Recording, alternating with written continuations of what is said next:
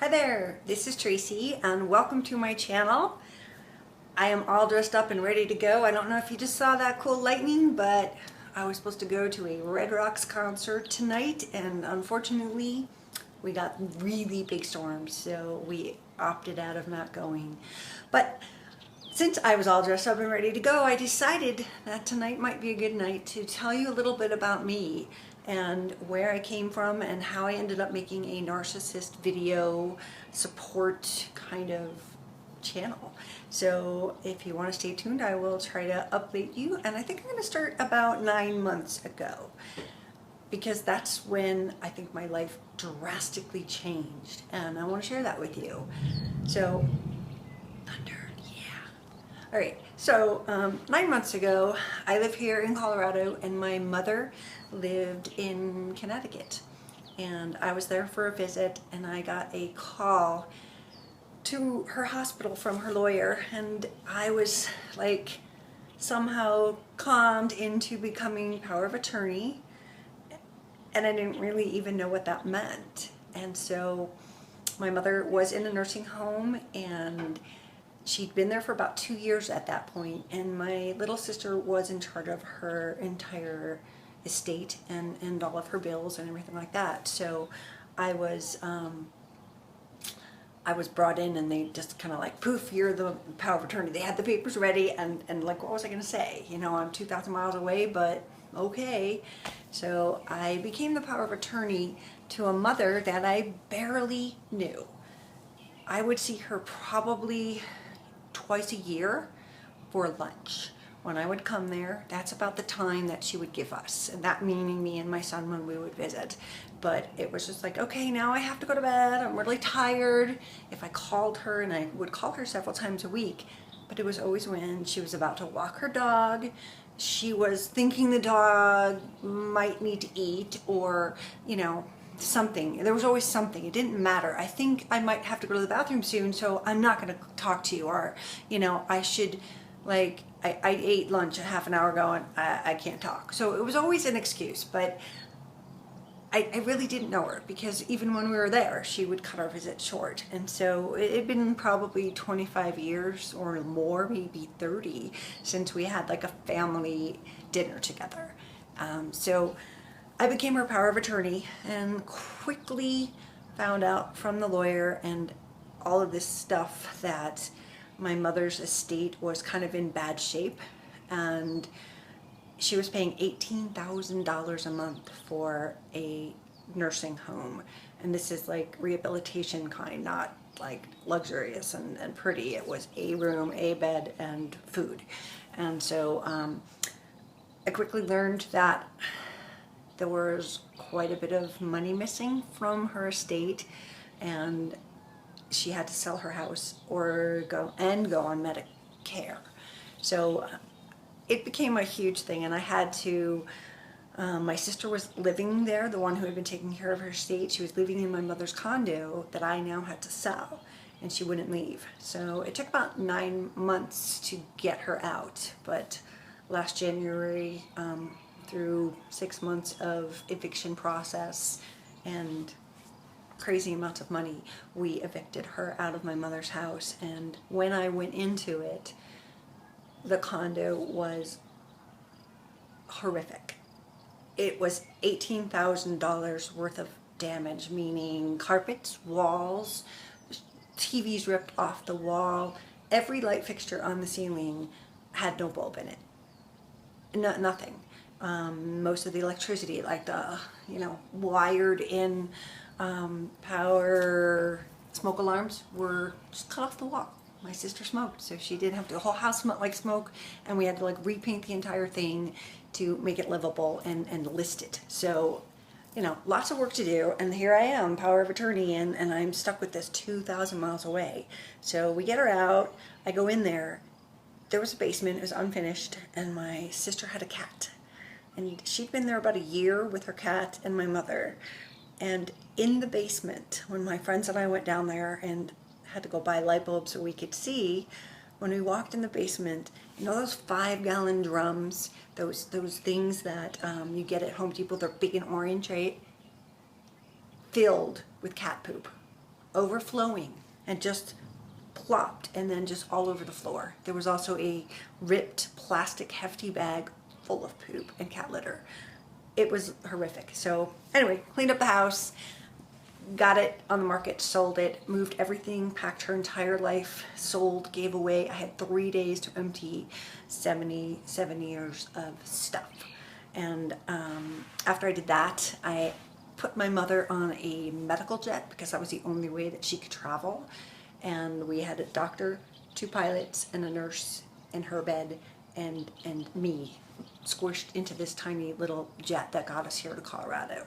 Without it, she would have never been here, but we were in store for saving $10,000 a month, so it was the right thing to do. When I moved her here is when I learned how abusive she is, how insensitive, how she had no empathy.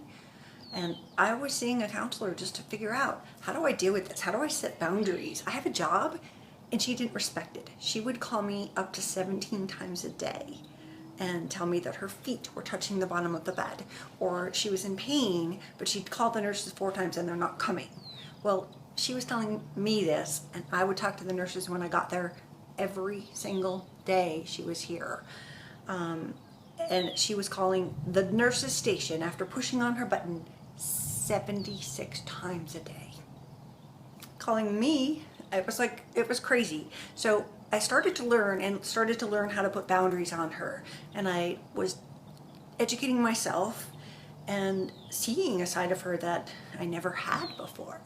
She was in a nursing home. She used every single narcissistic trick of guilting me and demanding of me. And last summer, when I was taking my son away for a week's vacation, for the first time that I had seen him in a year because he was at college, my mother was like, "How can you leave me?" I'm like, "It's my birthday and I haven't seen my kid in a year." And she was just like, "What am I going to do?" She went ballistic, and I hired people. It was crazy. This is when I learned narcs. This is the beginning of the changes in my life. Pretty much through the summer last year, I was building a secondary business to my marketing company, and it was based on something that I really hope to share with this community of narcissist support.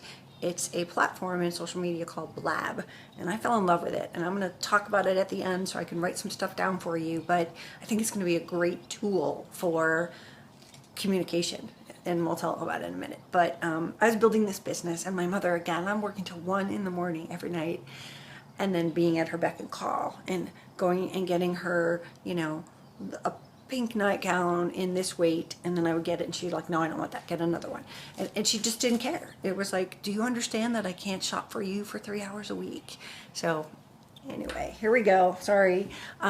In October, I was launching my business at a conference in Florida, and it was a guerrilla marketing conference, and I had worked around the clock. My team had worked around the clock to build this thing and get it live.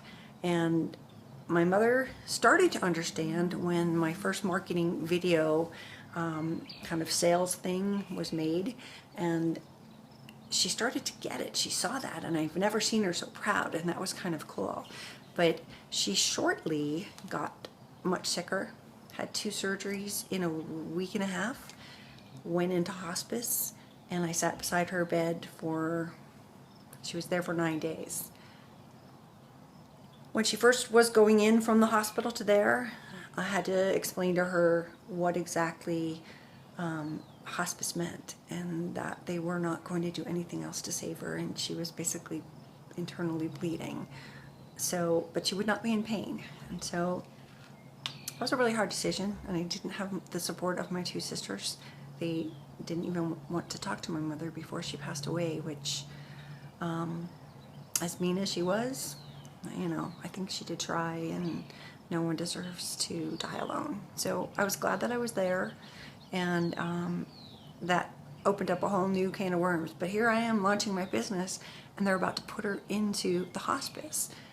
And she told the hospice staff, the people that were coming to tell us about it, she told them that she would not go not that she had a choice, unless they understood that I had a convention to be at this weekend and that she would hold on and wait for me, but that she needed me to go to that because this was really important for my future. And after she said that, you know, of course I went and I talked to all of the people at the hospice center and counselors and pastors and things.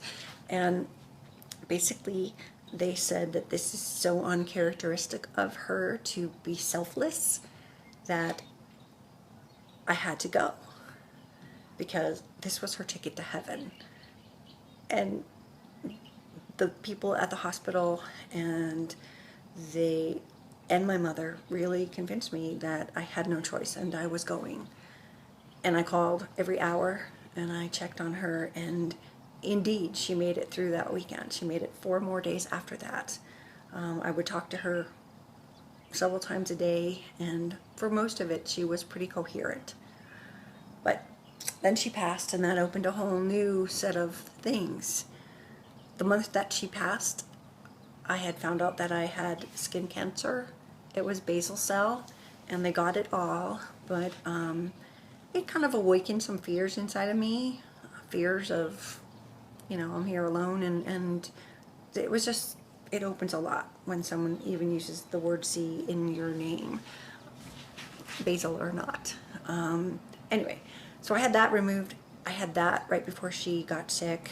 I also had a almost break-in, and that was a little bit scary. So there was like a lot of stuff going on, and then my mother got sick, and with only a few weeks left of the year, I found out that 3X was cheating on me, had a disease, didn't tell me, of course lied and cheated, but that was like the worst blow of betrayal. And it wasn't quite brain fucking, it brought up a lot of anger. I was really pissed off. How could you lie, cheat? I mean, it was like mind-blowing, especially knowing in what kind of like sensitive place I was at.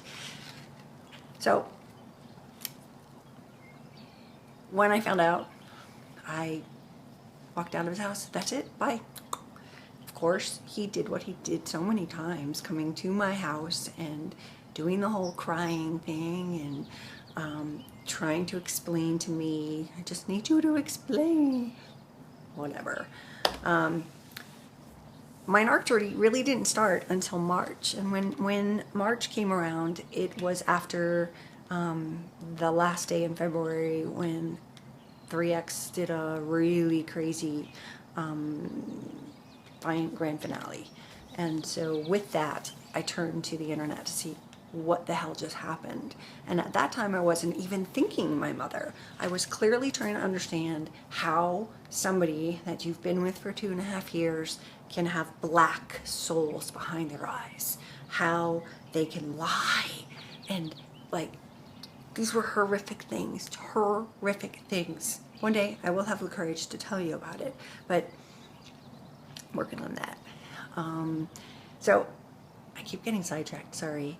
I started learning about narcissists, and I started learning about all of the red flags. Thank you to all of the YouTubers and everyone who taught me this education. I turned to blogs, I turned to, you know, getting help in any way that I possibly could to understand this. And the more I listened, the more I started to see 2X. I was like, wait, that's what my ex-husband did. Oh my God. Everything by the book. But I didn't know there was a book. I didn't know there were rules. I didn't know that this was a standard behavior, or I would have seen it in 3X. They both had differences, so I didn't really see the patterns.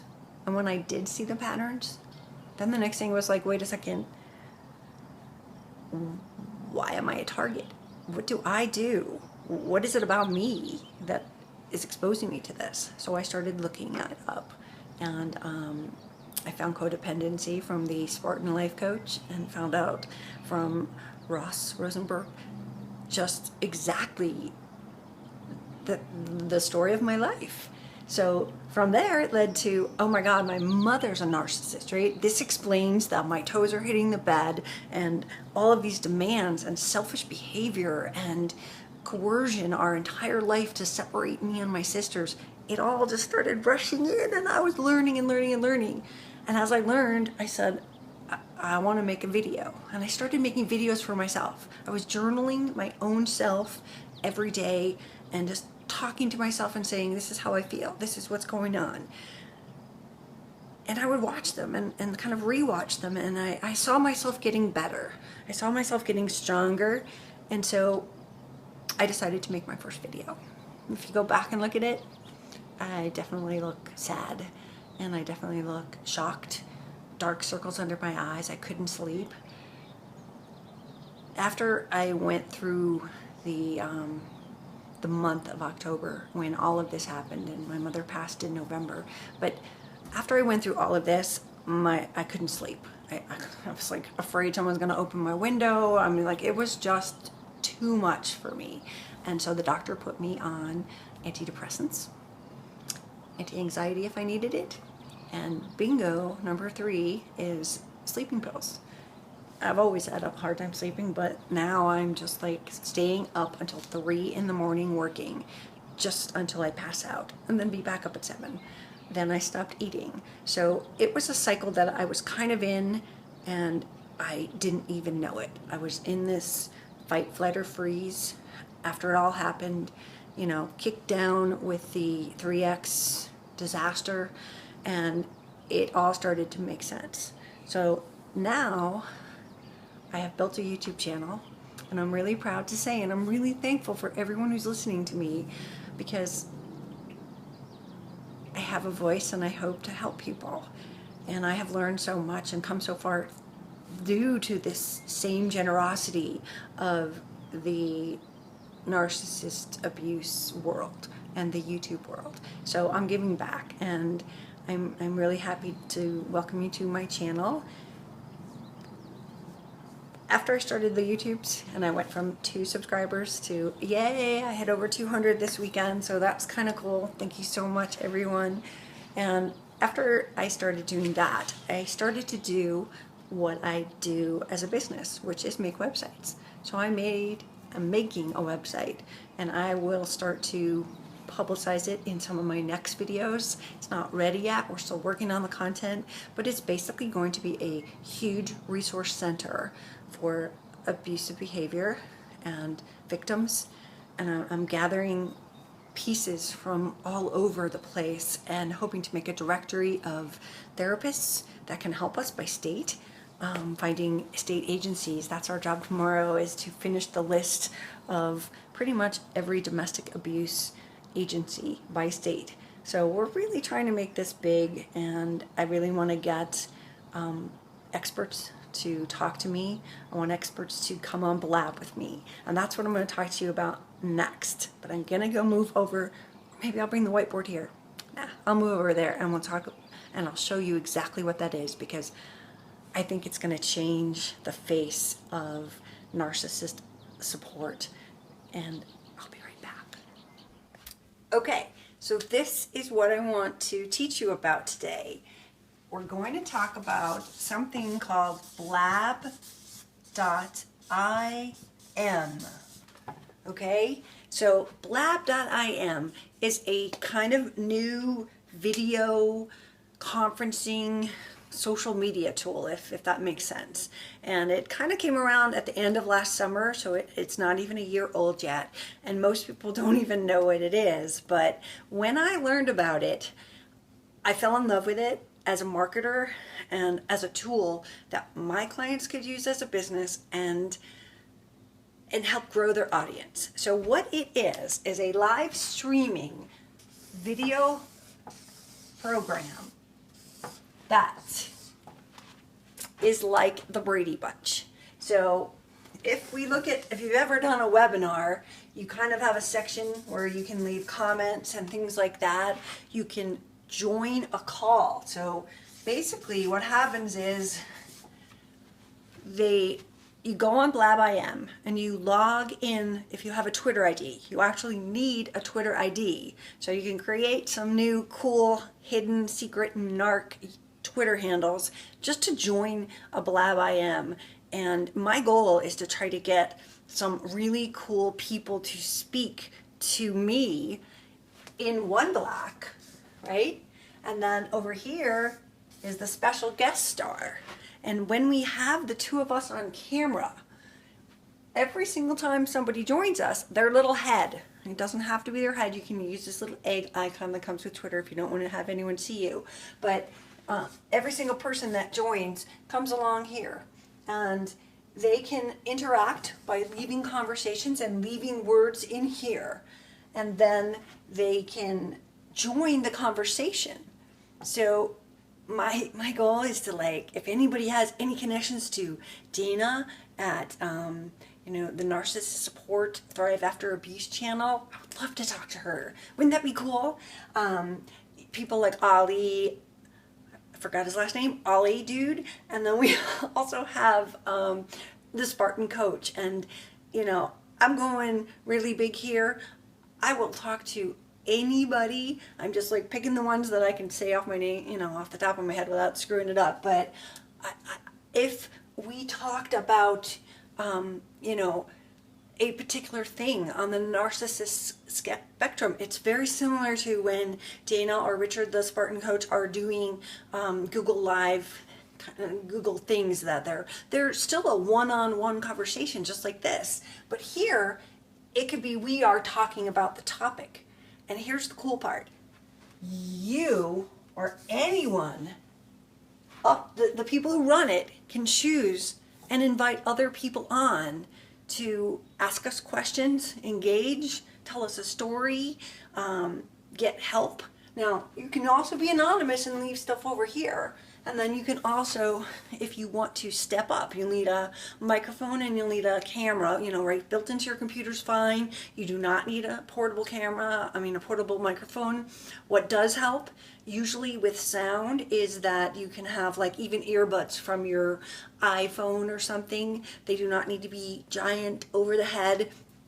I have a really cool big red microphone that I got for Christmas from my employee and partner, and so that was fun, and I will use that cool microphone when I talk on these things. But what's going to happen is I want to have these interaction things, and the really cool part is even if you don't make it, say you're not there at 6 o'clock Tuesday night, if you're not there and you want to hear what the conversation is, this whole thing gets recorded. It lives on blab.im.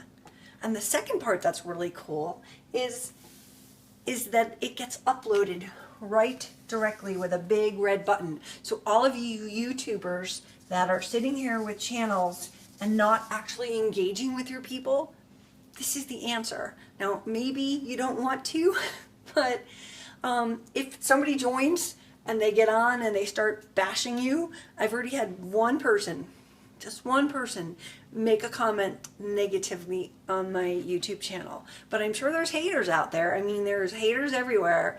And so if that hater joins right here, the hosts can just delete them and they go away and they get blocked, so they can never join again. These blabs can be open to the public, and based on the topic of our conversation that we put into it, people will just come. I put test up and people just show up, and you're like, we're testing. And you know, I might have my good friend on the other end or one of my employees, and we're trying to test the mic and the cameras, and it just says test, and yet 6 people join, and they're like, oh, all you have to do is this, and they're giving you helpful advice. It's great community on Blab. Anytime there are live discussions that you as a user can just pop into, and when you pop in, it could be a topic of you know, blue-eyed dogs that live in Oklahoma. It could be that kind of a topic. This thing's gonna fall. Oh, stop that. There we go. So it doesn't matter. I was listening to a psychic, and this was one of my first and coolest encounters. It was at the very beginning, and I was listening to a psychic on Blab. So I just was like, psychic readings right here, right now, like that's kind of weird. So she was on there, and she was only allowing one other person at a time. You don't have to do all 4 windows, but she was only allowing one person on, and she was doing a free 5-minute reading. And if you've ever really worked with a psychic, that's a pretty good amount of time. So people could basically raise their hand and say they wanted to be next and fill the spot. And so she would say, okay, Tracy, you're going to be next. She did a reading on me, and it was so freaking scary, so accurate, and it was really cool. But what was even cooler for people that are thinking about using this for their business was what she could do was right here in the comments, she could write down her website address, and she could sell them a 1-hour reading. She was in Canada, and there's a little map that shows you where all the people were. They were all over, from, you know, Europe to Colorado and Florida, New York. They were all over the globe watching her, and they didn't even know who she was. So this is a really cool tool. We can add the comments, and then the whole thing gets stored on YouTube. So I am going to be somehow figuring out how to let you all know. I don't have a mailing list or anything like that yet, but we're setting it up for my new website that I'm making on narcissist abuse. And so we will do Blab soon. And I have signs that I made when I went to that guerrilla marketing conference, and all my friends would pose, and we would make this little like selfie thing with the Blab bubbles all over our head. And I also invented a Blab button. Whee! So you ready? Blab, blab. Oh, Blab, Blab, blab, blab. So I invented Blab, these blab. to raise awareness. And when I went to that guerrilla marketing convention, I gave all the speakers one of these, and it was a really cool thing for me. So I forgot that I love Blab, and I think that it's going to really help engage with the community. Hopefully we don't get too many haters in there, but we can just block you if you come. I am watching you. I also want to tell you one last thing. You ready? I am a red nose queen. Can't wear it very long, but for the last 2 years, I have been a big supporter of Red Nose Day. Last year, I bought, actually both years, I bought about 300 of these little noses. And last year, I went to every single day for 30 days. I would bring noses to wherever I was going. I would go up to the bank teller, the dentist, or the Sears repairman stood on my porch, and I made him wear a red nose for a selfie. And so every day I just kept getting bigger and bigger. So I was very excited to support Red Nose Day.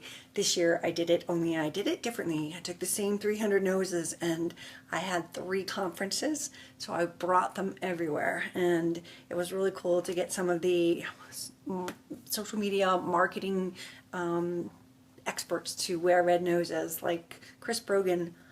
I made him wear it on stage twice last year, and this year I made him pose with a nose on the USS Midway in San Diego when I got Mari Smith and Guy Kawasaki and a whole bunch of other cool marketing people to wear their red noses. So now you know about me, and this is Tracy. I am totally going to make more narcissist videos. Thanks.